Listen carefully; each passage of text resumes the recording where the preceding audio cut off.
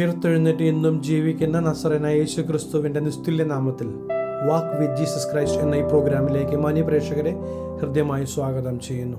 ഇരുട്ടുള്ള ഒരു മുറിയിൽ നാം കയറി ചെന്നിട്ട് ആ ഇരുട്ടിനെ പുറത്താക്കാൻ നാം എന്താ ചെയ്യാറ്? ആ ഇരുണ്ട മുറിയിലേക്ക് വെളിച്ചം കൊണ്ടുവരുന്നതല്ലാതെ മറ്റ് എന്ത് ചെയ്തതുകൊണ്ടും നമുക്ക് വിജയം കാണുവാൻ കഴിയുകയില്ല.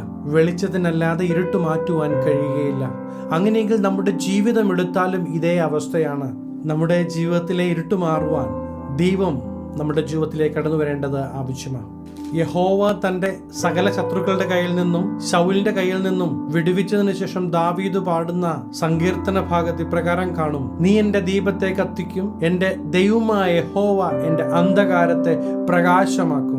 തനിക്ക് ജീവഹാനി വരുത്തുവാൻ, തന്നെ ആക്രമിക്കുവാൻ കടന്നു വരുന്ന ശത്രുക്കളുടെ നടുവിൽ, ശൗലിന്റെ നടുവിൽ ജയം നൽകിയ ദൈവത്തിന് നന്ദി കരയറ്റിക്കൊണ്ട് വിശ്വാസത്തോടെ ദാവീദ് പറയുക: നീ എൻ്റെ ദീപത്തെ കത്തിക്കും, എൻ്റെ ദൈവമായ യഹോവ എൻ്റെ അന്ധകാരത്തെ പ്രകാശമാക്കുമെന്ന് പറയുക.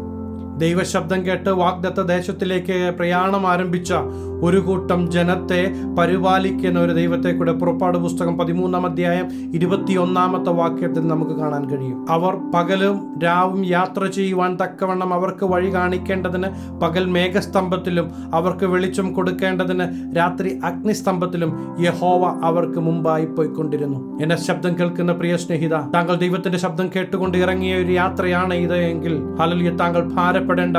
മുൻപേ ഗമിക്കുന്ന ദൈവ സാന്നിധ്യത്തെ ഒന്ന് മനസ്സിലാക്കണം. പകലും രാവും യാത്ര ചെയ്യണമെന്ന് അറിഞ്ഞുകൊണ്ട് തന്നെയാണ് ദൈവം അവിടെ മേഘസ്തംഭമായും അഗ്നിസ്തംഭത്തിലും ദൈവം അവർക്ക് മുമ്പായി പോയിക്കൊണ്ടിരുന്നത്. അങ്ങനെയെങ്കിൽ ഇന്ന് താങ്കൾ കടന്നു പോകുന്ന സിറ്റുവേഷൻ മനസ്സിലാക്കുന്ന, അറിയുന്ന ഒരു ദൈവമുണ്ട്.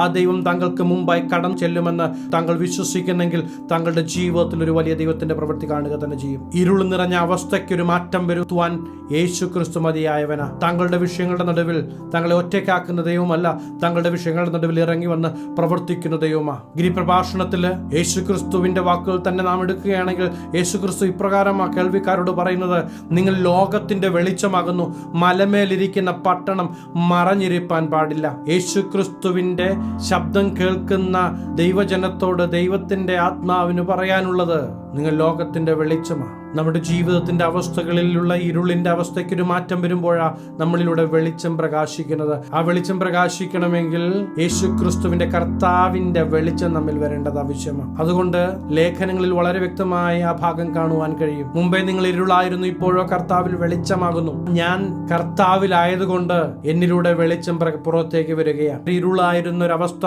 താങ്കൾക്കുണ്ട് എങ്കിൽ താങ്കൾ വിശ്വസിക്ക്, കർത്താവിൽ ഒരു വെളിച്ചമായി താങ്കൾ മാറാൻ പോകുകയാണ്. ഇതാണ് താങ്കളുടെ സമയം. ഇരുട്ടിൽ നിന്ന് വെളിച്ചം പ്രകാശിക്കണമെന്ന് അരുളി ചെയ്ത ദൈവം യേശു ക്രിസ്തുവിന്റെ മുഖത്തിലുള്ള ദൈവ തേജസ്സിന്റെ പരിജ്ഞാനം വിളങ്ങേണ്ടതിന് ഞങ്ങളുടെ ഹൃദയങ്ങളിൽ പ്രകാശിച്ചിരിക്കുന്നു. അതുകൊണ്ട് യേശു ക്രിസ്തു ഗിരിപ്രഭാഷണത്തിൽ പറഞ്ഞത്: നിങ്ങൾ ലോകത്തിന്റെ വെളിച്ചമാകുന്നു, മലമേലിരിക്കുന്ന പട്ടണം മറഞ്ഞിരിപ്പാൻ പാടില്ല.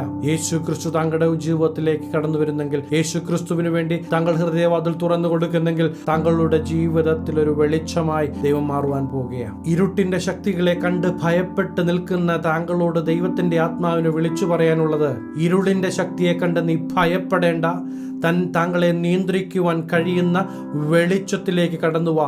ആ വെളിച്ചം താങ്കളുടെ ജീവിതത്തിലേക്ക് കടന്നു വന്നു കഴിഞ്ഞാൽ താങ്കളുടെ ജീവിതം പ്രകാശിതമായി മാറും. താങ്കൾ പ്രകാശിതമായി മാറുക മാത്രമല്ല, താങ്കളിലൂടെ ആ വെളിച്ചം മറ്റുള്ളവരിലേക്ക് പകരുവാൻ അതിടയാകും. അതുകൊണ്ടാണ് യേശു ക്രിസ്തു ഗിരിപ്രഭാഷണത്തിൽ പറയുന്നത്: നിങ്ങൾ ലോകത്തിന്റെ വെളിച്ചമാകുന്നുവെന്ന്. അങ്ങനെയെങ്കിൽ ഇന്ന് ക്രിസ്തു താങ്കളുടെ ജീവിതത്തിലേക്ക് ഒന്ന് കടന്നു വരുവാൻ താങ്കൾ ആഗ്രഹിക്കുന്നെങ്കിൽ ഒരു വാക്കിൽ ഞാൻ പ്രാർത്ഥിക്കുവാൻ ആഗ്രഹിക്കുകയാണ്. കണ്ണുകളെ അടയ്ക്കാൻ പ്രാർത്ഥിക്കാം. മഹാപരിശുദ്ധനായ ഞങ്ങളുടെ സ്വർഗീയ പിതാവേ, ഈ ദൈവത്തിന്റെ വചനത്തെ കേട്ട് ഇരുള് നിറഞ്ഞ ജീവിത പാതയിലൂടെ കടന്നു പോകുന്ന ദൈവജനത്തിന്റെ നടുവിൽ ഇറങ്ങിച്ചെന്ന് പ്രവർത്തിക്കുവാൻ, വെളിച്ചം പകരുവാൻ കഴിയുന്ന യേശു അപ്പച്ചന്റെ തൃക്കരങ്ങളിലേക്ക് ദൈവജനത്തെ തരുകയാണ്. ആത്മാർത്ഥമായി ദൈവത്തിന്റെ പ്രവൃത്തി ആഗ്രഹിക്കുന്ന ദൈവജനം ഈ ദിവസങ്ങളിൽ തന്നെ ദൈവത്തിന്റെ പ്രവൃത്തി കാണട്ടെ. ഈ ദിവസങ്ങളിൽ അവരുടെ ജീവിതത്തിലേക്ക് വെളിച്ചമായി കടന്നു ചെന്ന് ആ ദൈവികമായ പ്രവൃത്തി തന്റെ മക്കളുടെ ജീവിതത്തിൽ വെളിപ്പെടട്ടെ. അവരും അനുഗ്രഹിക്കപ്പെടുക മാത്രമല്ല, ആ ദൈവജനം നിൽക്കുന്ന അല്ലെങ്കിൽ കടന്നു ചെല്ലുന്ന മേഖലകളെല്ലാം അനുഗ്രഹിക്കപ്പെടട്ടെ.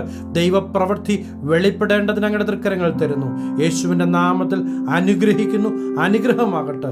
സകലമാന മഹത്വം അങ്ങയ്ക്ക്.